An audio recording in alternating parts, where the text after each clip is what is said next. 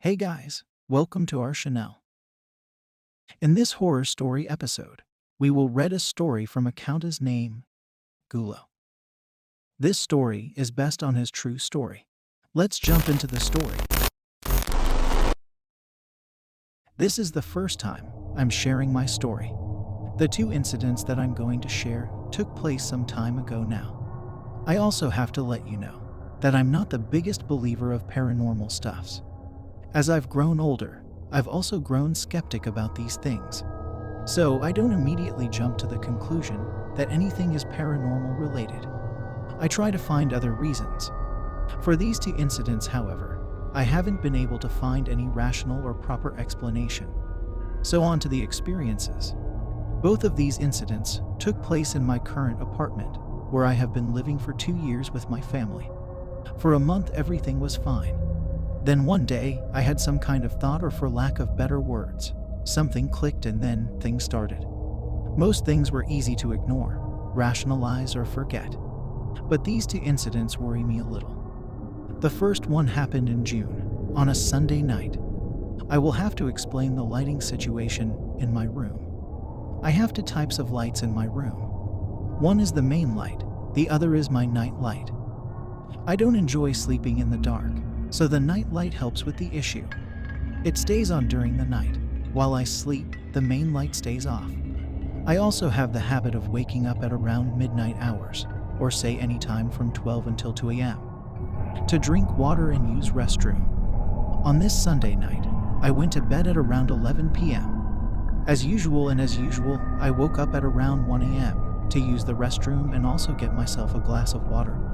I got up, switched my main lights on, and did my business, returned, drank some water, made myself comfortable, locked my door, switched off the main light, and went back to sleep. The only light that remained on was the night light. I remember, cause it took me a few minutes to fall back asleep. Now, in the morning when I woke up, I felt something was off. Then I realized that the main light that I had switched off was on. It made me confused. I remember switching it off, but it was on. I tried to rationalize that perhaps I forgot, but I remember locking my door and then switching the main light off. I tried to rationalize that maybe I sleepwalked. The problem with that is that I have never sleepwalked, not even as a child. I'm an adult now. I don't have any medical issues. As puzzled as I was, I decided to let it go. No point in wasting my time on it. Then something else happened on Wednesday, a few days after the first incident. For context, this house is not old.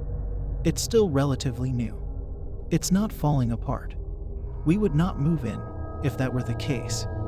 On Wednesday, I was home alone. I was preparing for my classes after having made myself food and cleaning the dish, turned the faucet off, and went to wait for my classes to begin. After some time, I heard water running. I was a bit confused and decided to ignore it, but just couldn't. So I went to check. There in the kitchen, the tap was running, faucets on both sides fully on. The water was gushing and the floor was completely wet. The tap, albeit a bit old, isn't a mess of rust and falling apart. It's perfectly fine. The plumbing is fine too. That tap had never done that and has not done so since. What is more confusing is that the floor was wet enough that I thought that the water overfilled and spilled from the sink. The sink, however, was not full. There was very little water pooling at the bottom of the sink. The cabinets below were not wet either. They were in fact dry. The floor, however, looked like a bucket of water had been spilled. The sink is big enough that it catches the water.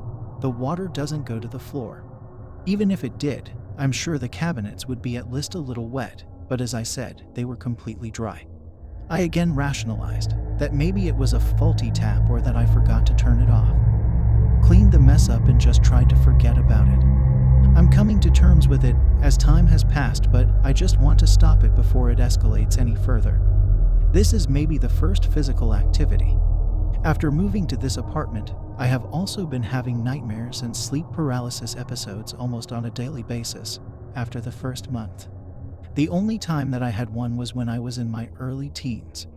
Because I decided to watch a horror movie I wasn't ready for. And nightmares were also only from horror movies, or if I was sick. Just child stuff, nothing disturbing. The nightmares I have now are disturbing most of the time. Anyone who shares the room with me will have a sleep paralysis episode at least once during the stay. I don't think these are stress related, as they began before my stressful student life ever began. Even then, my life is regular. The only stress I have is when we have projects and assignments. Even then, it's not a big deal. Thanks for watching. Keep support us with give us like, share, and subscribe. If you have a horror experience story, send us on our email. I put the email on the description section below. I will choose the most horrible experience for our next episode.